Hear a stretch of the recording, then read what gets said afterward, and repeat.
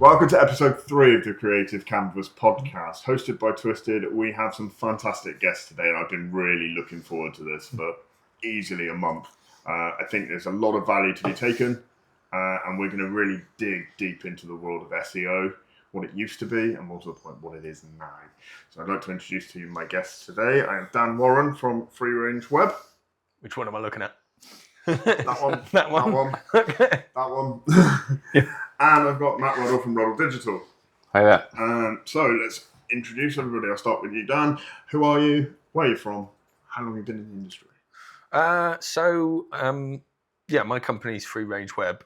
I didn't found it. I took it over after working for it for a number of years. Back then, it was more focused as a kind of SEO company.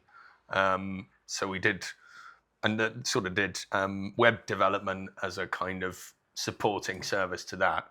I've ended up kind of flipping it on its head. We don't really do SEO anymore. It's entirely focused on the web dev and setting up systems. So we do a bit of CRM and that kind of stuff as well. But yeah, and how long? 2016, I started working for the company, and then I took it over in 2018. Brilliant. And Matt, same question. I've been in sales and marketing for probably more years than I actually care to remember. My background is heavily CRM. I was the director of a CRM company, and we had clients all over the world, and probably responsible for more than 400 million marketing emails, but none of them spam. All purely opted in, but for a time doing 1.6 million emails a day for British Athletics and things like that, and then set up my own company about 7 years ago, and kind of potted around a bit, and kind of now I get involved in all the marketing, so including SEO and things like that, because it's all part of the customer journey. How do people get found? Well, there are so many different parts to it.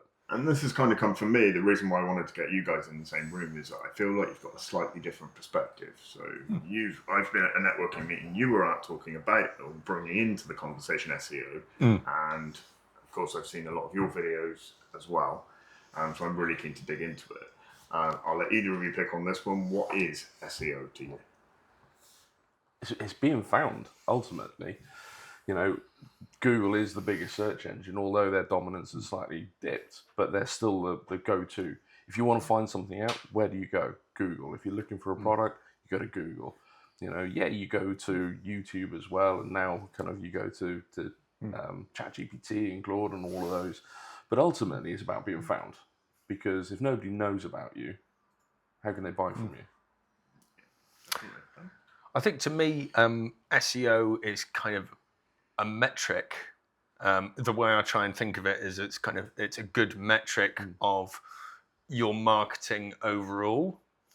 So, how well you're doing in search engines, what your actual rank position is, but there's no way of directly getting to it as a service while circumnavigating all the other important parts of marketing, in my opinion. So it's kind of a reflection of the lot.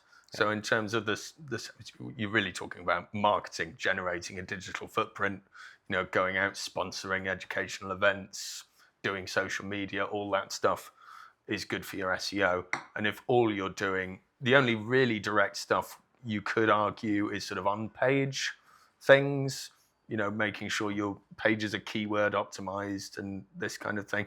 But actually, even those have other uses. Alt text SEO people like to talk about is for if people can't see images or if an image fails to load. That's what that's for.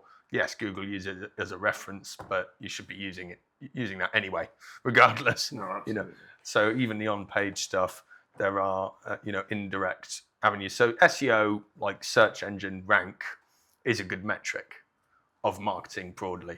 It's a piece of the puzzle, isn't it? Yeah. That's the thing, because if you put all of your eggs in one basket, you're screwed. And especially with all the algorithms and everything like that, you're really under the thumb of somebody else. And if they decide to pull the rug, take their ball and play with it somewhere else, you're screwed.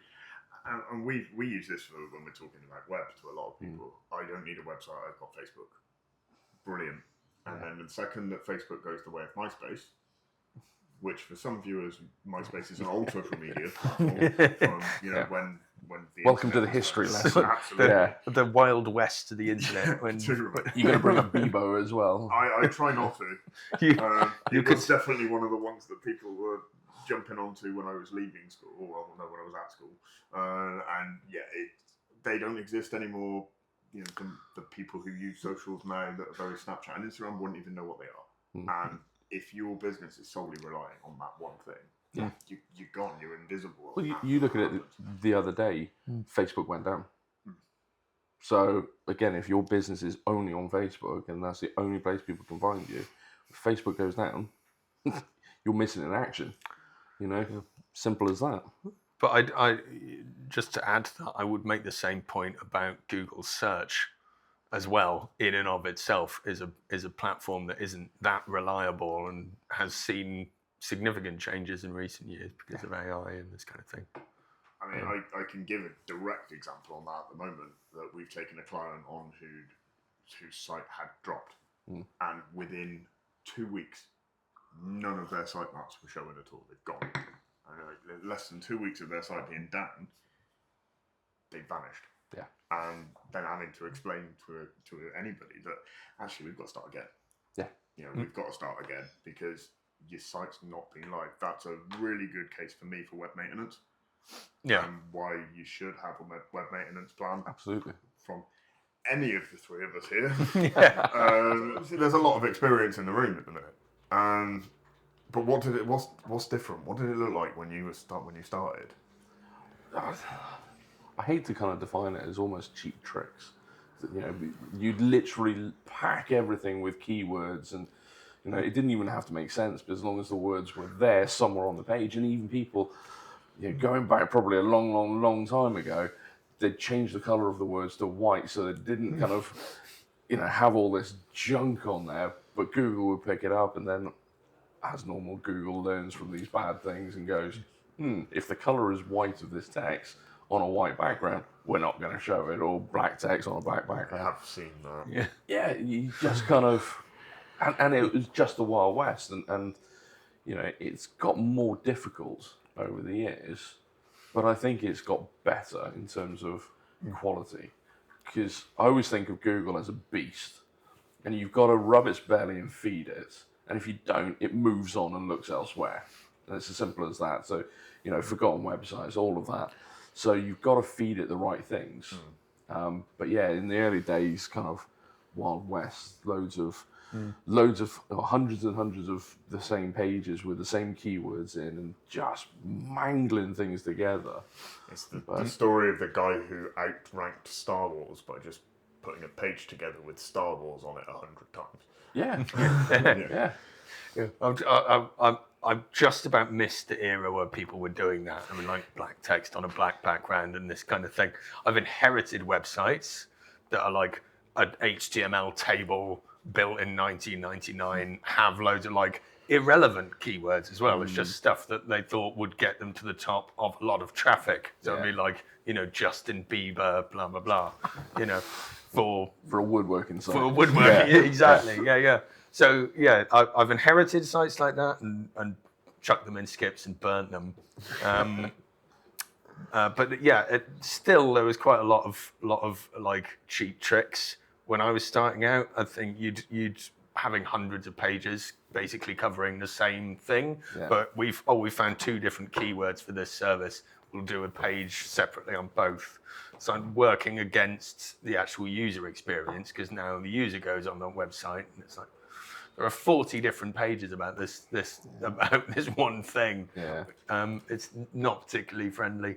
Or what we used to do was backlinks. So like tricks for kind of building up backlinks. One is obviously go and list people in hundreds of directories, which is kind of spammy. The other slightly better one, we'd sort of mine competitors. So we'd sort of look, here's all of the competitors' backlinks. Let's crawl through this spreadsheet one row at a time, checking all of them, see if there's anything worth copying. That was kind of interesting because it would give you an idea of what that competitor was doing, like what their marketing strategy was, which if you were doing that in a consultative way could be quite insightful, because you could say, look, this is what they're going out and sponsoring loads of school events, or they're doing this or that to get themselves ahead. You should go and do that, Mr. Client. But in terms of what you could copy, I always thought anything that I could go and make for a client as a backlink is inherently not worth that much, because what Google's kind of wanting is authority and to verify you are what you say you do, you know, and that it's legitimate. So if I can go and do it on behalf of a woodworking company as a web person that they've just paid, inherently doesn't add that much, you know. I think this is where I've always explained it is, and I do like your beast analogy a lot. It's, you know, at the end of the day, Google has the same objective as every other business, and that is to satisfy their customers' needs and make money. And make money. It's Google. It's very much make money. But we're not talking Google Ads today. And it is to satisfy the needs. Now, if the needs of a client or an end user or somebody using the search engine is to find the right information, they are going to do everything they can within their algorithms to make sure that you are the right website to put in front of that customer. Yeah. Absolutely. And that's the battle of SEO.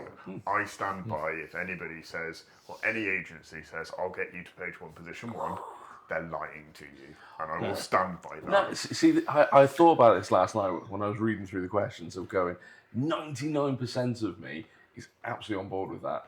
But there's that one little voice in the back of my head going, yeah, but if they pick a really niche keyword that nobody is searching for, and then it sent me down a spiral of Dave Gorman and his Google whacking adventures and things like that, being really geeky. So a Google whack is 2 keywords that you put into Google and it returns 1 search, which is probably nigh on impossible now. Yeah. But it's that whole thing. It's like, you know, people saying about becoming best-selling authors and things. They pick, you know, murder mysteries on a Tuesday in Gloucester after 1902 or something, and you go, well, I'm a best-selling author in that category. Yeah, I've seen people, you know, saying we're ranked number 1, and then you do, you know, searches on the traffic and stuff for it, and you go, 20 people have searched on that in a month.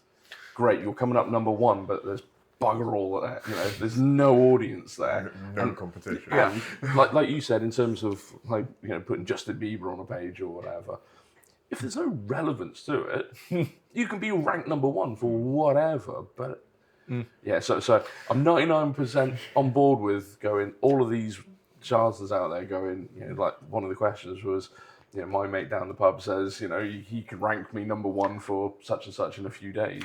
Yeah. But I'd say that's as good as a lie, right? Like if you can technically make it in a way that's true, but if you put a dozen asterisks on the end, it's like, yeah, we can get you to number 1 for your own brand name in your tiny village of, you know, Squidbury on Tweed or wherever it is. Yeah. Then for anybody searching within your house, you're going to be number 1. Okay, great. Yeah, absolutely, and it is it's mad on that. And the thing is, it's an ongoing process. For one, SEO's not a one and done. You can do boosters, you can do analysis, you can do surveys, which we'll do an analysis for a client and say, right, this is actually where we think you probably need to do some ongoing work, or this is a quick fix to sort out the technical or the on-page stuff that's completely wrong. Your H1, your H2s, your page structures. Yeah. But actually, it'll give you a boost. Yeah. But it's never going to get you where you want to be forever. I always say SEO. You know, people can see it as witchcraft or you know, black magic of, right, how do you do it? It's just incredibly boring. To be perfectly honest, it's about doing the right things in the right places because of Google's EAT policy and things like that, of making sure that you do have the H1s, that everything's structured right, the page loads quickly and all of this kind of stuff. And you go, right, that takes time. You know, and it doesn't happen overnight, but it's... Yeah, this might be where we differ on this, but I agree with that completely. But it's like, because all of these things have another, I think, better purpose towards them. My sort of attitude is almost like you can ignore SEO in large part and think about, you know, H1, H2 is a good example. You want that for accessibility. Yeah, absolutely. That just make sure your website is accessible. You get SEO for free. Make sure that the copy is good, so that people reading it understand it and get the message. You get SEO for free off the back of that. Do general marketing, go out into the community, try and, sponsor things if you have a budget for it. You get a digital footprint, you get SEO for free. So it's almost like VAT when you're working out your profit and loss. Ignore it, focus on the main point of a lot of these things, and then you kind of get that off the back of it anyway. And you're future-proofed against Google's shifts in the algorithm because they're just working on measuring those things better. Yeah. That's all they're working towards. So just focus on those things. I totally agree with that but it's about, like you said, doing the right things in the right places. There are some things that you can supplement with that, but again, generally, it's about building good, clean websites that actually has that relevant information. Because, if you're talking absolute drivel, nobody's gonna come to your website, and more importantly, nobody's gonna stay there. So, it doesn't matter how kind of good your rankings are, because if people are just bouncing off your website straight away because it goes, oh, this isn't what I wanted, I wanted Justin Bieber rather than this woodworking website because you've ranked for Justin Bieber stuff. Not sure how we keep on the Justin Bieber kind of thing, but that's it, isn't it? It's about doing the right things in the right places. And even if that's tricking Google now, it won't forever. Oh God, no. And one example, one analogy that has worked for me is I compare SEO or Google rankings to Formula One. At the moment, goes quickly. Well, yeah, it moves fast. But no, and we'll take last season, for example, just in case anyone hasn't watched it at the weekend and wants to, Spoiler alert. Yeah, too right. The McLaren team, constructors champions, drivers champion, they are the number one. They are your Google page one, position one. Doesn't mean that the rest of the teams aren't trying. And if they went, brilliant, we've got it here, I'm not going to do anything anymore because I'm already there. Well, they're going to be at the back of the grid very quickly because they're constantly pushing onwards. Yeah. So they're always trying to do new things, find new loopholes in that sense, or take the boundaries to the limit. Yeah. And that is exactly the same with your marketing in general, not specifically SEO, that you need to be doing that next. It has got to be a constant. Yeah. And one of the big arguments, I suppose, one of the big debates is marketing worth it? Well, actually, it should be one of the pillars of your business. I always compare it to having the best Christmas lights in the middle of Dartmoor. If nobody's there to see it, does it really exist? And does it happen? If you don't post to social media these days, do you even exist? Are you in business? If nobody knows about you, how can they buy from you? And this is the same as, I'm sure we've all been there where we've built a website for somebody and then they've literally just sat there by the phone waiting for it to ring. You go, well, I've got a website now. Yeah. Surely that, it's like, come to me. Yeah. Like, no. Well, they think there must be something wrong with the website. Yeah, you've got a very website, and it's like, no, you haven't added more content. You haven't done this, you haven't done that, you haven't even posted on social media. There's a whole myriad of things that you can be doing. Just because you've got a website doesn't mean you can sit by the phone in your underpants waiting for it to call. You've got a very nice billboard. There's nothing wrong with a billboard. You've just put it up in a desert somewhere. Yeah, there's nobody there to see it. So, yeah. Too many people do that on everything. And then they, like you said with SEO, it's not one and done, but it's about doing the right things consistently. Putting up more content that feeds your audience. And I'm always a big fan. There's a book by a guy called Marcus Sheridan called They Ask You Answer. So I'm a massive fan of content marketing. And Marcus, by trade, is a prefabricated swimming pool salesman. And his business was in trouble. So he literally took all the frequently asked questions and actually wrote honest answers about it, including about pricing. So no hidden agenda, no kind of price on application kind of thing. Literally, if you want this pool, this is how much it's going to be. If you want the extras, this is how much it's going to be. And literally blew up his business. I remember my wife and I were looking at houses and went to a new build development, and everything was an extra, to the extent that there were wires by the front door and like, oh, if you want a light, that's an extra. I literally kind of lost it a little bit and went, it does come with a front door, doesn't it? Because it was, you want grass. Oh, you want this, you want this.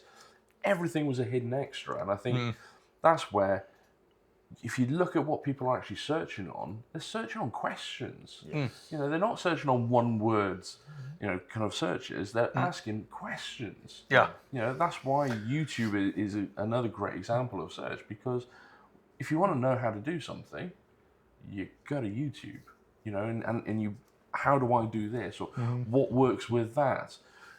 And it's the same as with Google, of people are looking for something, give them that solution.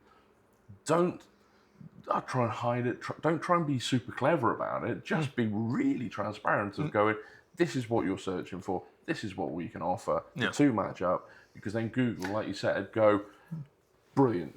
Yeah, you're in the game. That's what I want. And you'll, in the process, filter out some of your competitors, especially explaining pricing. Yeah. Because if you're in an industry, you know when something's going to have hidden costs because you know how it works. So, someone's offering website builds for 300 quid.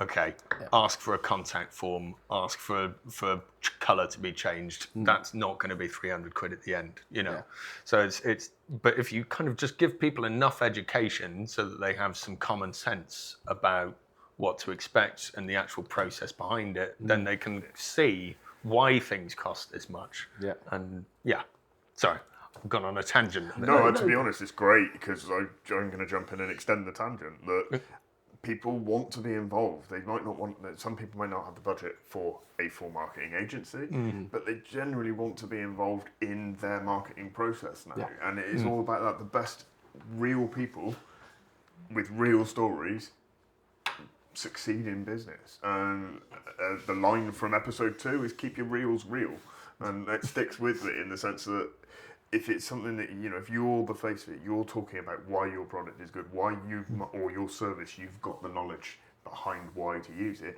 it instantly builds trust. Yeah. And I think you've got to have that. Well, all of us are in marketing. So if a client comes to us from, they sell, So one of my clients were making something for a particular device that would go into space. I know nothing about that. I've watched Star Wars, Star Trek, but that doesn't mean that I'm an expert in space. But they're an expert in their field. And like you said, get them involved. They're the ones with the knowledge. We can just mold it so that it plays by the rules to attract people and brings people, whether that is the SEO, whether it is, outreach programs, whether it, whatever. They're the experts. They've got to be involved. Yeah. Because their head is so full of knowledge, and the questions that they've been asked time and time and time again. Yeah, we can throw things into ChatGPT or Claude or whatever weapon you pick, but actually we've got to start from somewhere. So getting their knowledge, interviewing them, their phrases, the jargon they use, that all of that kind of stuff is super important, because then that's when we can produce the content and produce the pages and put some flesh onto the bones, but we've got to engage with them. And it's got to cut. It's their voice, and that's it for us. Our big line at the moment is amplifying your brand voice. Absolutely. And just directing it as well. And I think that's important. If your business, if you're gonna bring in a new car to the market that is going to rival your Aston Martins or your Lamborghinis, don't advertise it like it's a Volkswagen Up.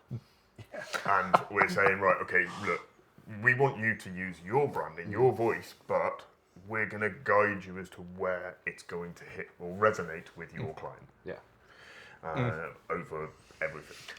And it's going back to the involvement of the client, like one of the telltale signs that a deal isn't going to work is when the client does not want to be involved, and they want to give you some money, go away, deal with it. It's your job. What do you mean you want to come into our office and talk to us? What?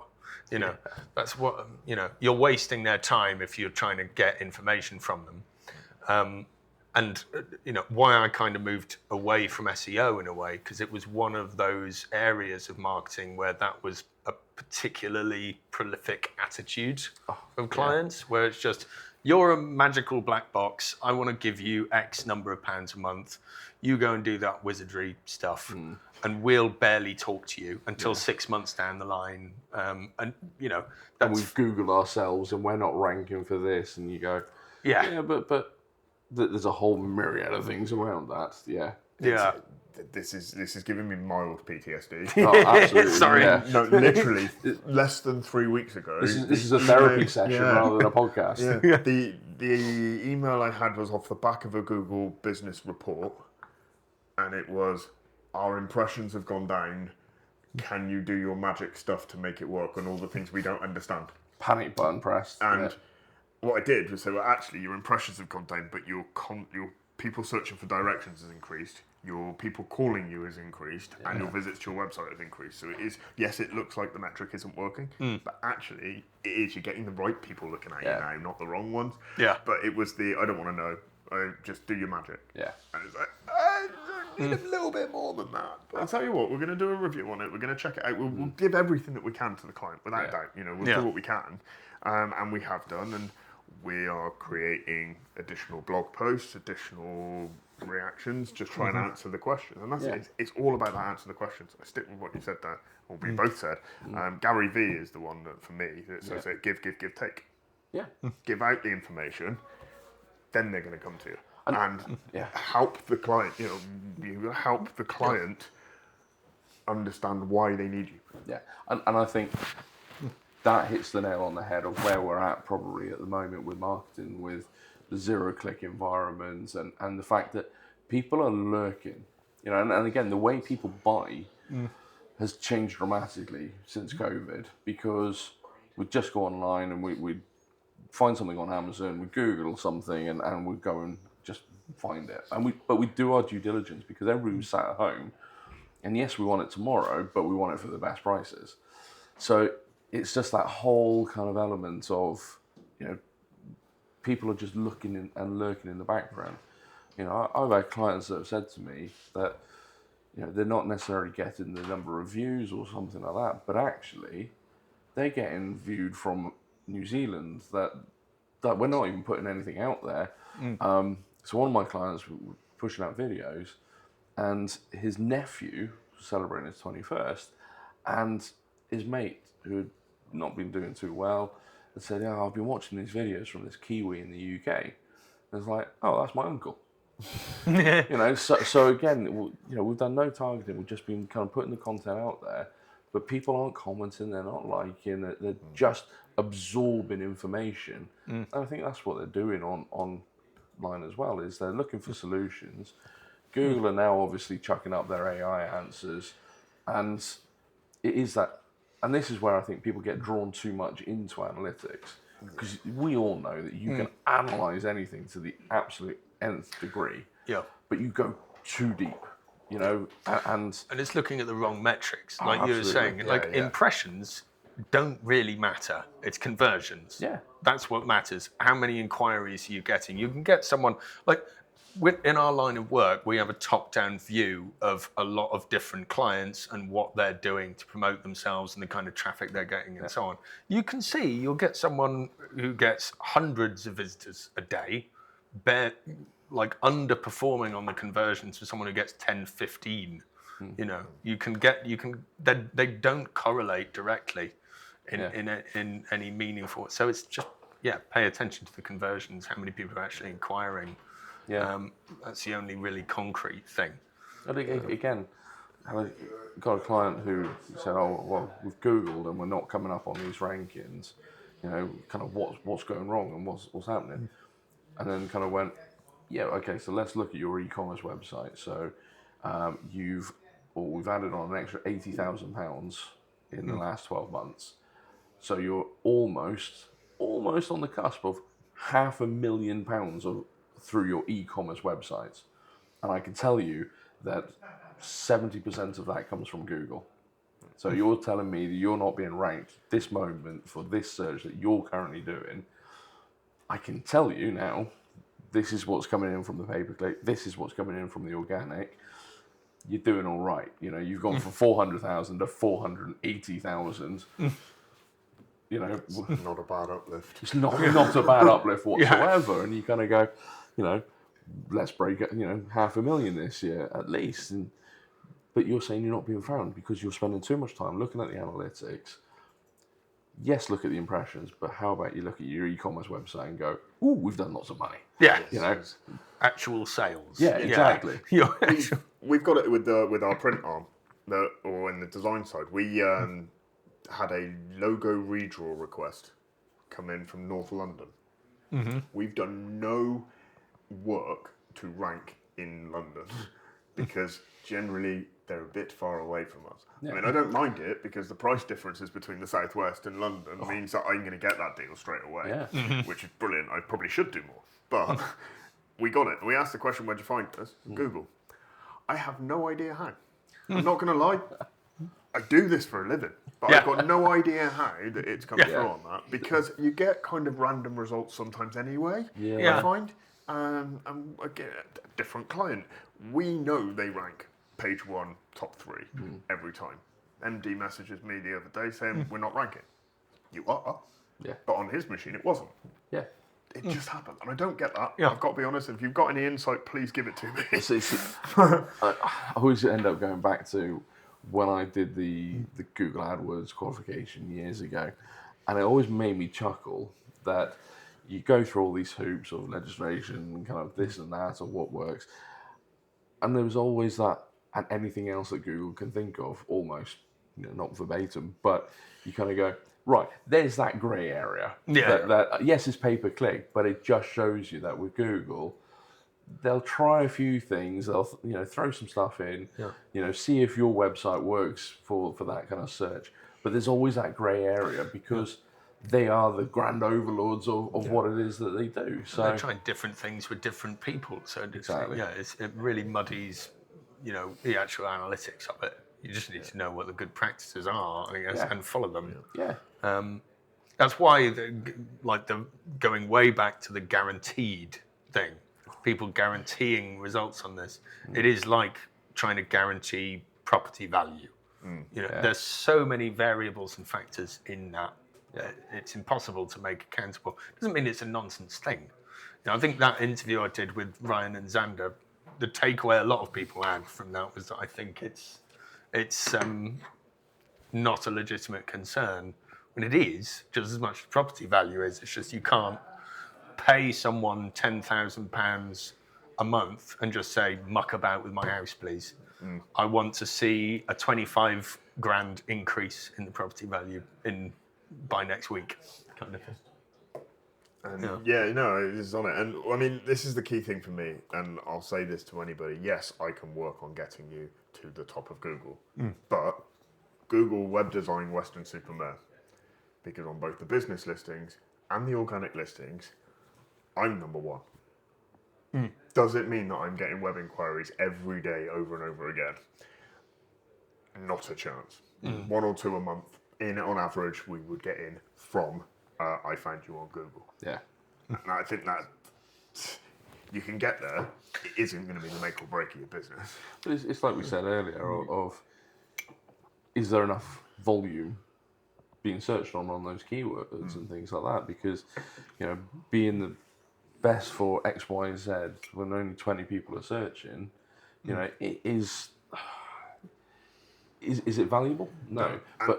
And that's where a full marketing strategy is more key than can you do the magic SEO stuff. Yeah. Because that strategy is going to really give you the idea of, right, okay, now I'm going to look into it. I'm going to tell you what are people looking for that you can do it. It's exactly what I'm saying about what Google want you to do, is that they want to be the relevant answer. So let's put you in the position, put you in the conversation of being the relevant. The fact that Google index Instagram now. So the fact is that, does that mean that and again, it's playing nice with each other, because you could have somebody doing SEO, somebody doing pay-per-click, somebody else doing your social media, and they're almost cannibalizing altogether. It's got to be all done together as part of that unified strategy, because you may not need to be on Instagram because that's not where your target audience. You may not need to do dances on TikTok because that's not where your audience is. You may need to be on LinkedIn. need to get your website ranked, and you might need to be on a particular social media that does have your audience, but it's all got to play together because you produce the content for your website, then you create it as a video so that you can get it out onto YouTube. You create it as a reel to get it out onto TikTok and other social media networks. You might even post it in a particular forum. I know this isn't the 90s, but forums still exist. But it's all got to be that unified strategy. It doesn't have to be perfect, but you don't want to be spending money over here and then to be fighting against each other. Somebody's got a pay-per-click strategy that's cannibalizing their SEO, and all of a sudden they're paying for the clicks rather than getting the free clicks. And you do, to a certain extent, need all of it, or at least all of it that's relevant. If you just do one thing, especially with SEO, it's not going to work on its own. You could, if you just optimize all of your pages and have good content on the site, but nothing else to market yourself, it's not going to go anywhere. Yeah. Google will have you in the right box, but you're just not relevant. You're just not high up. You're not going to be high up on that list because you don't have any other kind of footprint to it. And this is why I'm going to take my quick opportunity for my first plug of the podcast on this one, because that's hit really nicely and hard on that one. One of the things that we've been working hard in the background at the moment is something called the Maslow method. Now, this takes into account Maslow's hierarchy of needs, but puts a marketing spin onto it. The idea is one unified strategy and one voice, preferably yours, guided by a strategist, but then bringing in all the specialists that work in all the areas of marketing, whether that's freelance or freelancers or small businesses, but people who specialize in video, in content creation, in marketing and PR, in event marketing, I meant to say. Event marketing, PR, etc., all coming together working from that one hymn sheet. But because they are individual specialists, you pay for what you need. The Maslow method is coined by ourselves, by our friends at Riverax Media, by Tim Martin from Selling Service and Hannah Rowe Consulting primarily, but we will use other people where they're needed. So if we're looking for CRM, we might come and talk to you. If we're looking for some additional support from a web point of view that will give the client what they need and simplify and automate, we might come your way as well. But the idea is to put the right people in front of you when you need them. That's it, done.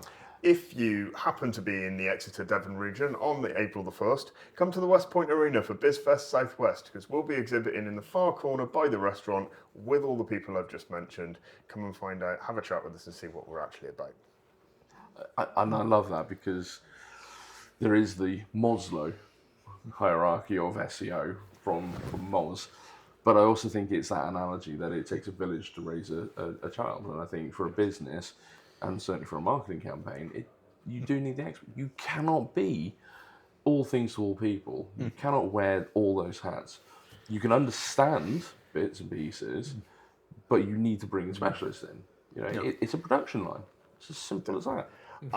I'd like to think I understand the majority of what I need to do with video now. That is only because of some expert consultation and some support. To be fair, we saw you setting this up, so yeah. There's plenty of improvements to come for it. But to be very honest, if I'd be suggesting to do this by a professional, I'd be putting a professional or a specialist in line for that, for that client. I had somebody talk to me about content creation the other day. Firstly, I don't have the time. And I don't have the experience. I know how to create content. I've been doing it for a few months on the regular. I'm not saying by any way, shape or form that it's perfect, but it doesn't need to be perfect. You've got to start somewhere. But what I would do is I'd put a content creator in front of that person to say, this is the specialist. Yeah. I think that's kind of the way on it. Yeah. For sure. I quickly bring on, because you've mentioned this one already, the fact of with Claude and Gemini and ChatGPT coming into it, the statistic is that approximately 60% of Google searches now result as what they call a no-click search. Yeah. That is where people are asking a question, they're seeing it in the AI responses and going, brilliant, I've got what I need. Because, that's going to get worse because that's what Google is aiming for, ultimately. Like you say, they want to make money. Yep. It's better for them to keep you on their platform so that they can show you more ads. Yeah. That's as simple as that. Hence, the organic results are getting squeezed down more and more by the ads and these AI results, which, they're kind of laughably bad at the moment still. They're still recommending that people eat rocks and whatnot, but that's going to improve. I feel that's going to get worse. And I mean, do you want to talk about GEO? Is that what you were trying to lead into? I'm going to get towards that, yes. To tie into where we're at, and that is the next side of it is right, the latest term that has emerged from 2023 is GEO. Do you want to take that one on? What does it mean? I'm going to let Dan do this because my kind of take on it is the fact that it's all the same at the end of the day. It's just getting your answers seen via a different engine, because there's AEO, not to kind of, I'm not breaking out into song there, but it's, there's answer engine optimization as well because of Siri and all the other ones out there. So at the end of the day, it's just everything you're doing is feeding these. Yeah. So I said earlier that Google is a beast. Well, ChatGPT and Claude and Siri and Alexa are all beasts as well. That if somebody in their kitchen goes, they're cooking and they go, Alexa, where do I find this? Great, it's going to show up an answer. Somebody's got to feed that answer. So somewhere on somebody's website, they have to have what you're looking for. Yeah. And so for me, it all kind of blends in together. I couldn't agree more on that.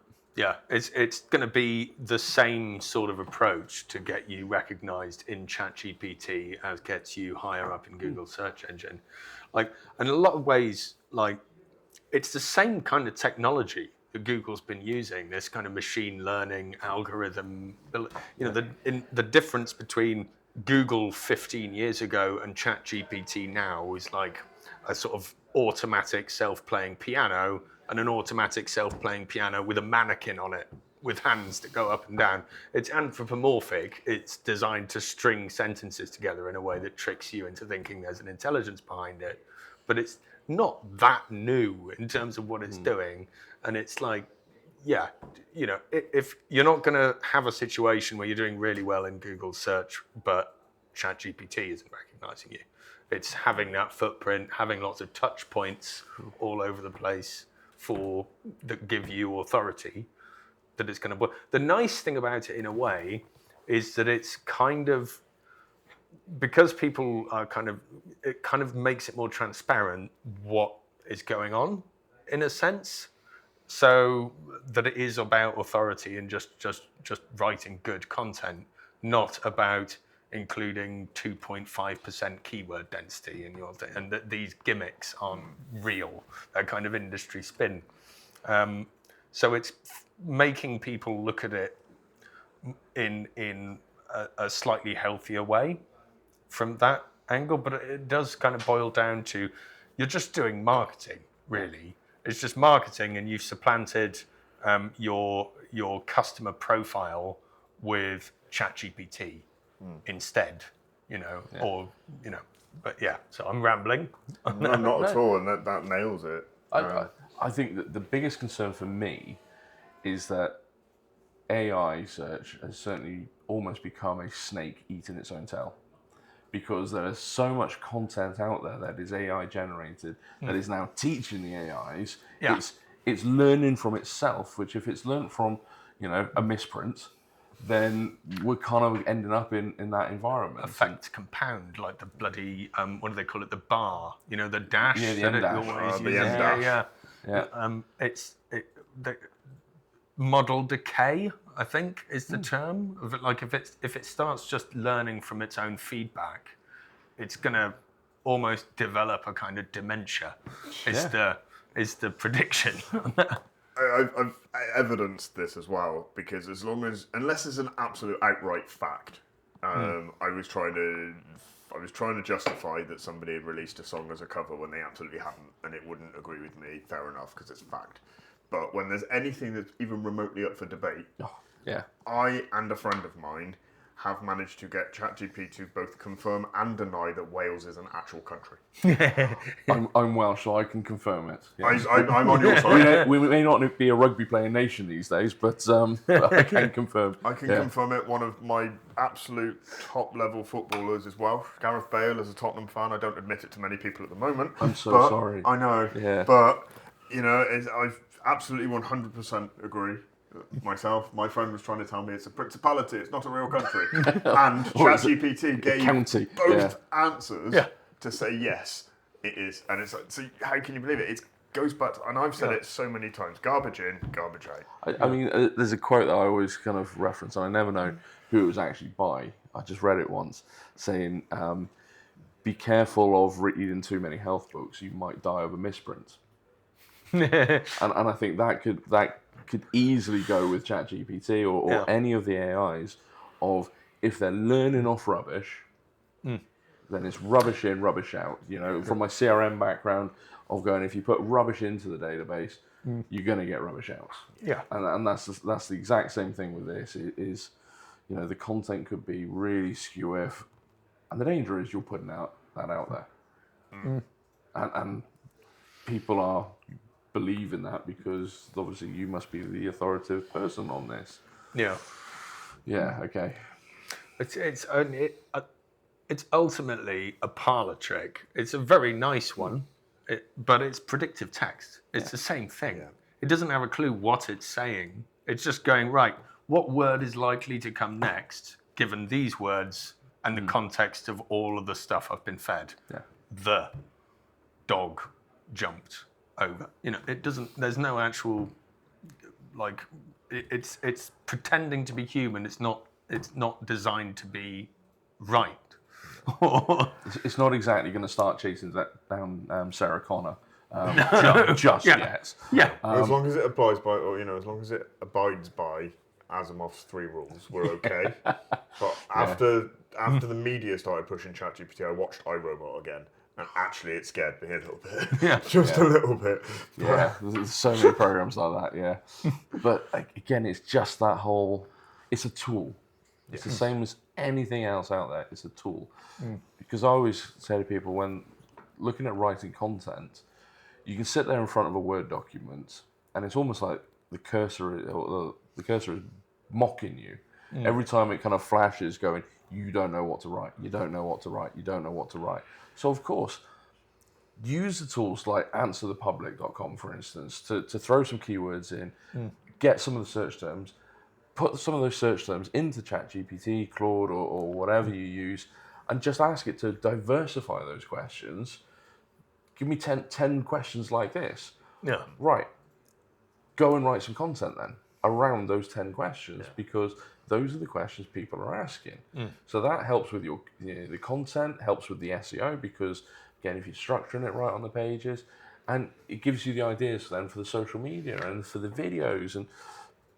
But it's a platform and it's a foundation just to start doing something. To unclog a creative blockage. Yeah. It's not something you can just go, write me 50 blogs.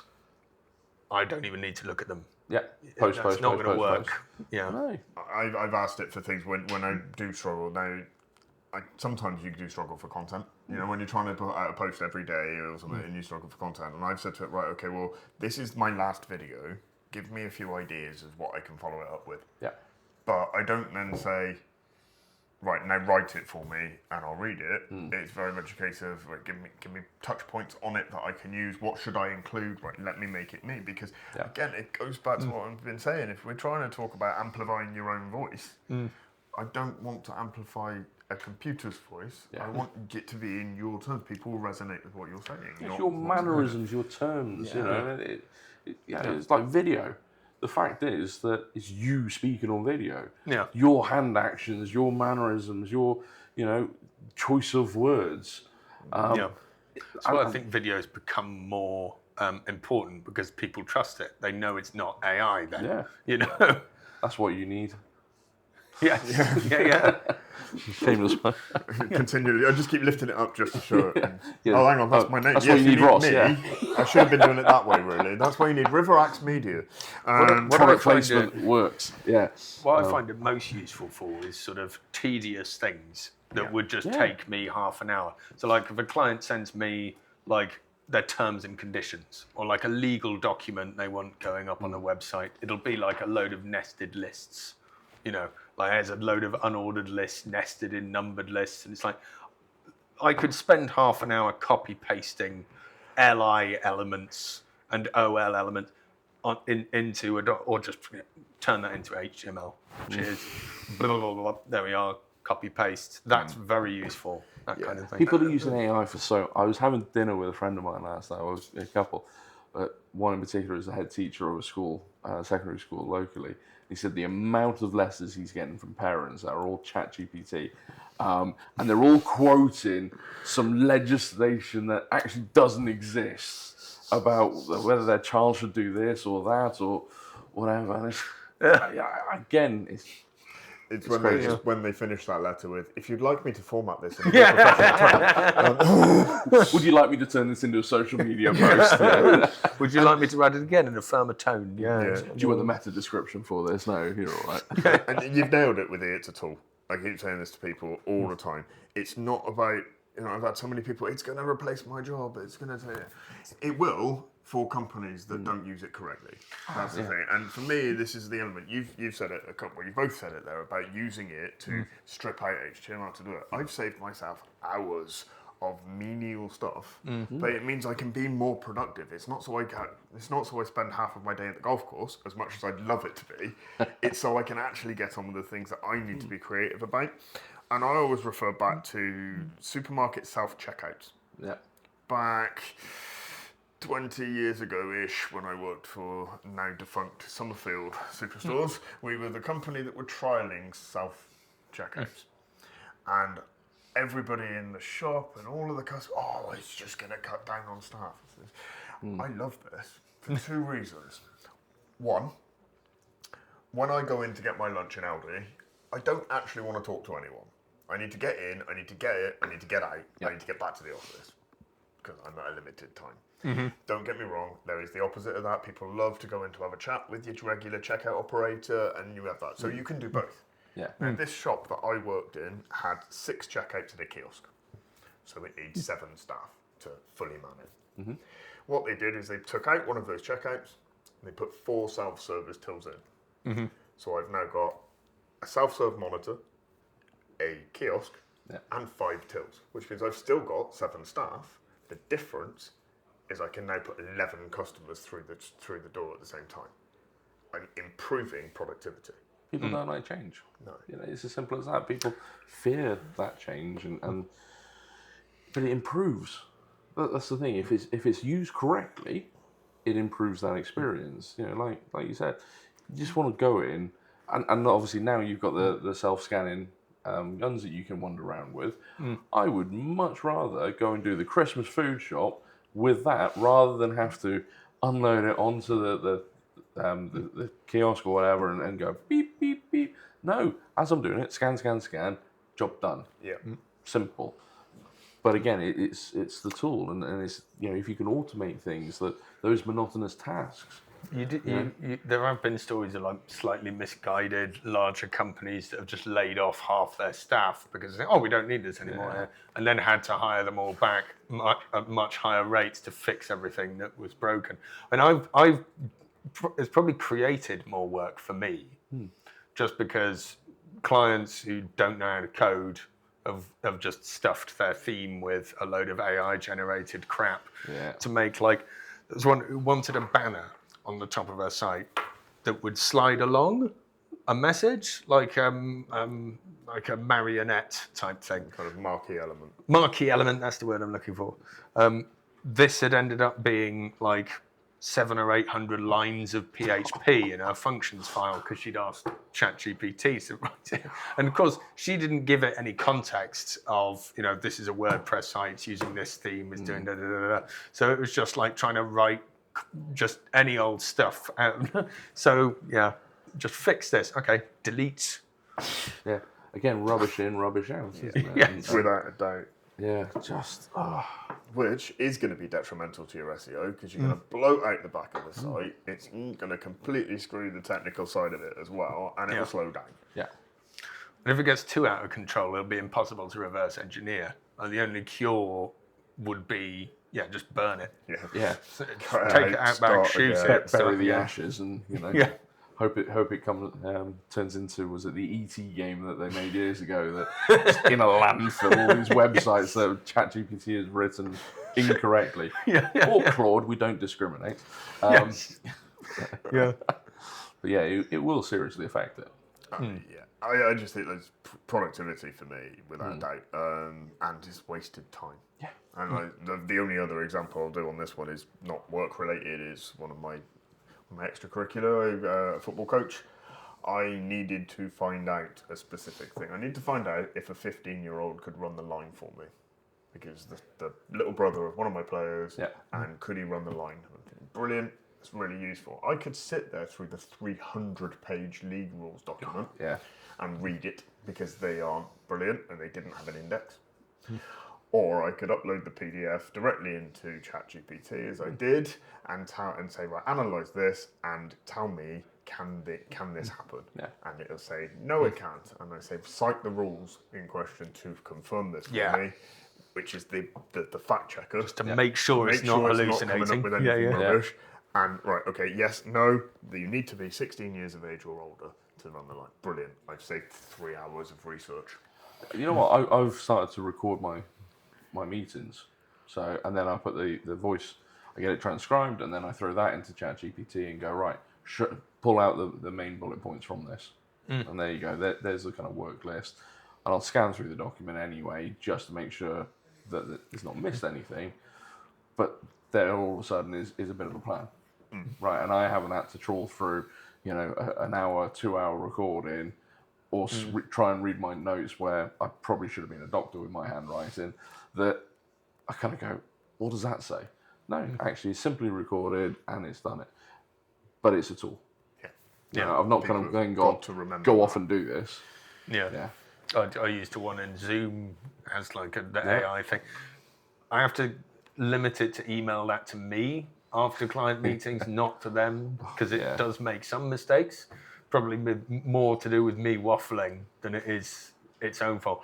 But just so it doesn't say to them, damn, to build 5 websites for peanuts, that kind of thing. In 3 days. In 3 days, And for them all to be ranked number 1 on Google, on that 4th day. You could at least give it 7. Oh, well, of course. I mean, even God had a rest. Well, exactly. Are you saying Dan's the god of SEO? But potentially, we don't know. Maybe on his road in Cleveland. I can get you to number 1 in his house. That's going to be an awful lot, I think, for everyone to kind of dig into. So I've really, really enjoyed this. To be fair, it's great to chat with. Openly, and it is really a case of being able to give you, the viewer, some value out of it, and potentially to stop asking us what's this SEO magic, because we can tell you that it's a lot more than just that. What I want to ask each of you both before we go into the final bits on there is, if search engines stopped sending traffic tomorrow, which businesses would still grow and why? Dan, I'll let you go on to that one. Oh, yeah.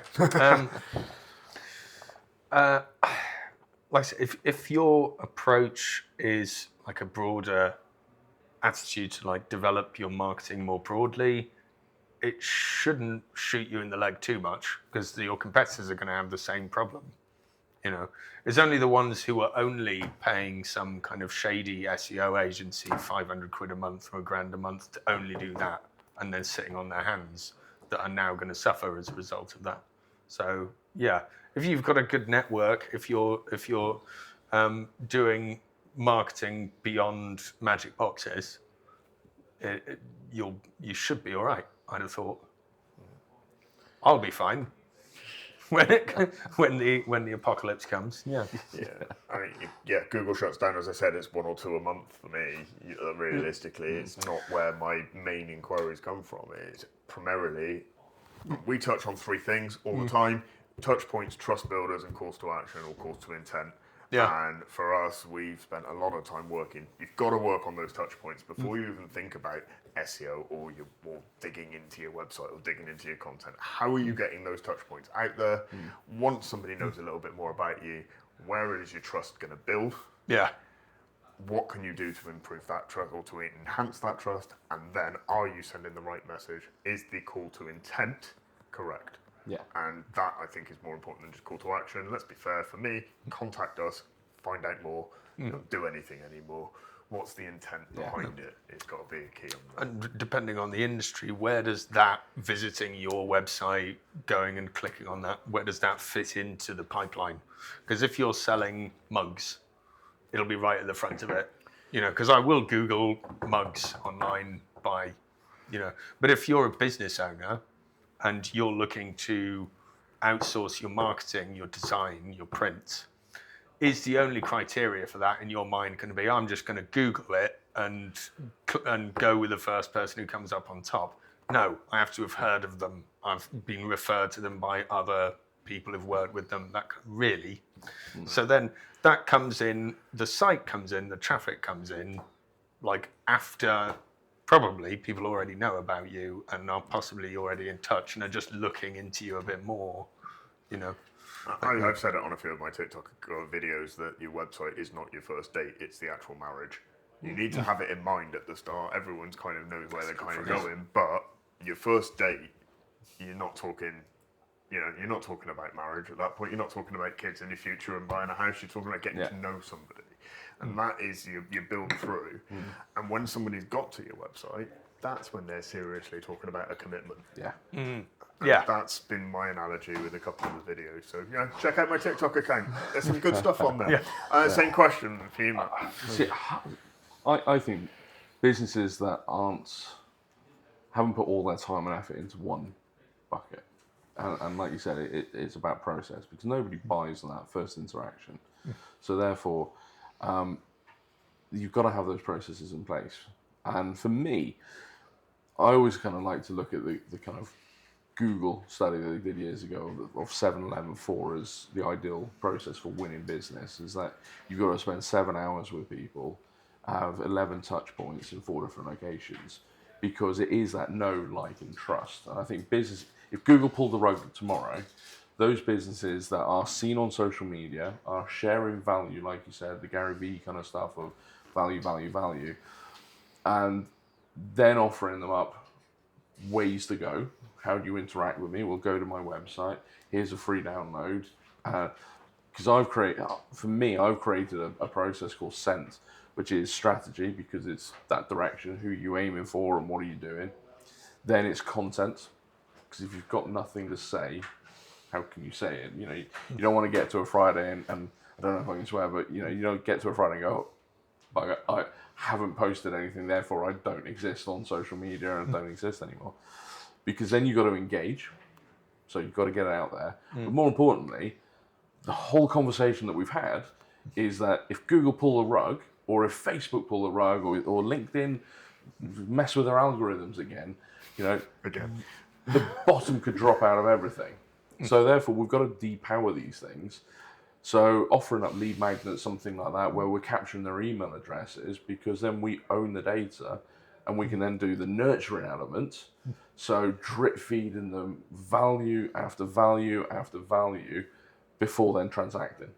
Because let's face it, and I probably say this way too much, people are idiots. And if we don't tell them what to do, they don't do it. We might send them to a website, but if that's a dead end, as you guys know, well, they go, oh, here's my money. I try to buy my wife a Christmas present.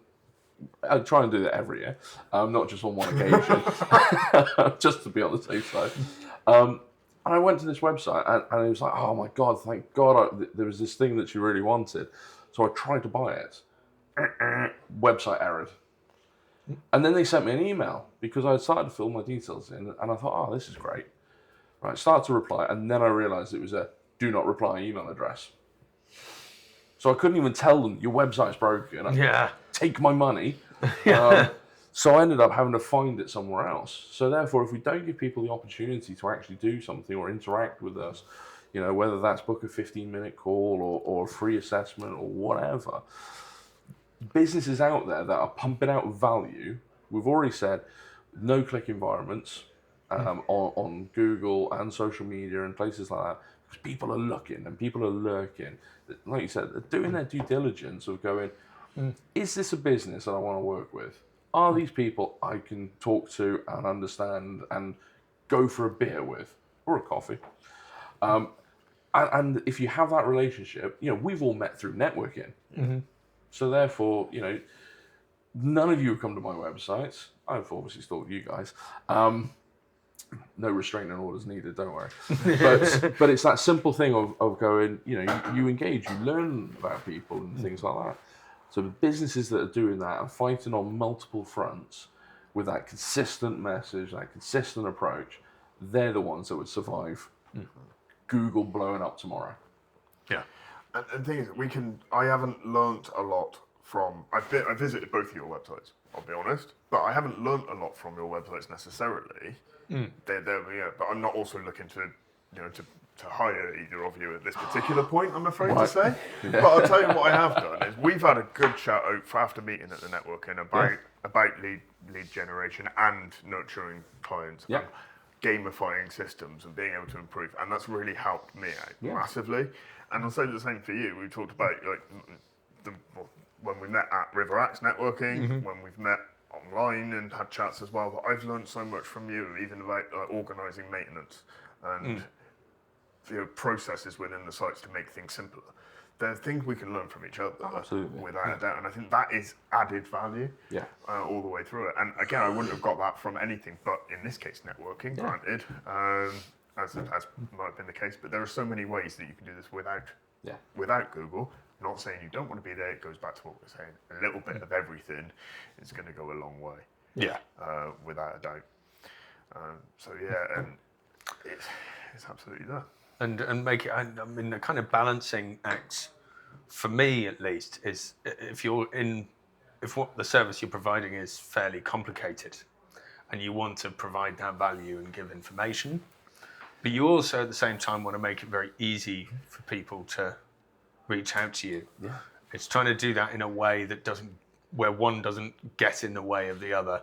Yeah. I had a client where I was doing their CRM, another marketer was doing their pay-per-click ads. So I could see that this was working really well. The marketer was doing a great job. Yeah. And I could see what the client was getting back to these people with was just an email this long, talking about the service with no call to action or instruction on what to do next. It was hypnotherapy. It was just like, this is what hypnotherapy is. Here's how it works. Bye. So, yeah. And there were people filling out the form on Facebook multiple times. They were practically kicking a door down. Yeah.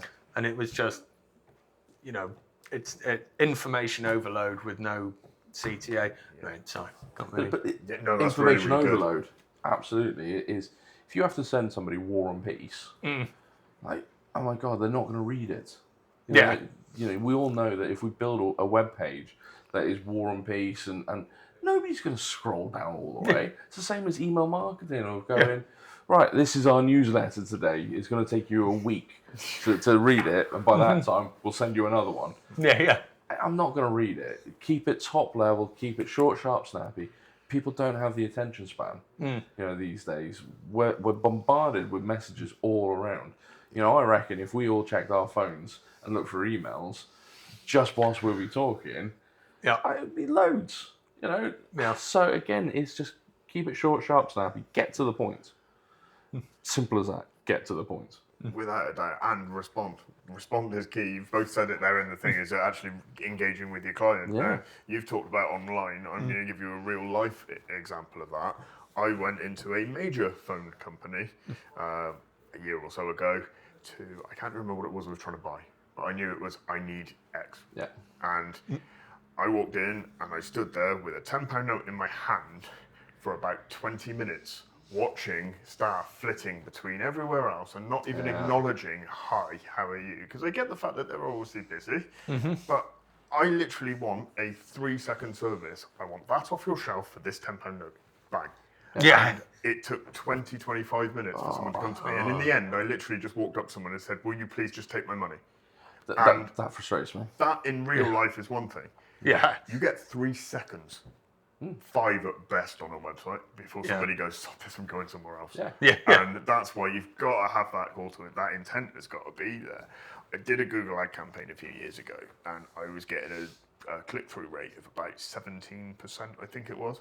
So well above the average for it. There were no calls to action on the landing page. I wasn't involved in the landing page, you see. I was just that to do the Google ads.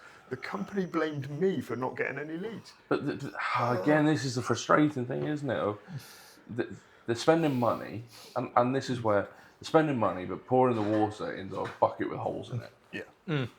And that's why, again, going back to absolute basics, I always say to people, look, if you get 1,000 impressions and you're converting 10% of those to come to your website, 10% of those are filling out a form, and then 10% are becoming customers. It's one customer.